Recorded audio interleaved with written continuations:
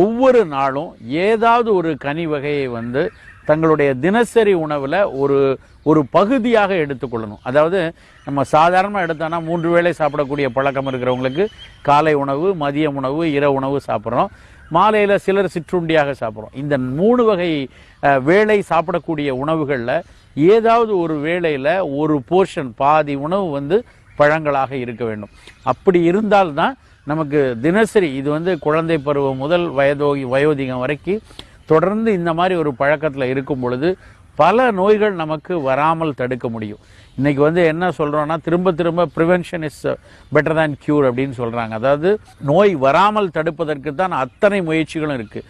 நவீன விஞ்ஞானம் எந்த அளவுக்கு தடுப்பூசிகளையும் வேக்சின்ஸையும் சொல்லி நோய்களை ஒவ்வொரு நோயாக தடுக்கிறதுக்கு முயற்சி செய்துட்டு வருதோ, கனிகள் அது மாதிரி வயோதிகத்தில் வரக்கூடிய பல்வேறு நோய்களை தடுக்கக்கூடிய ஆற்றல் உடையது.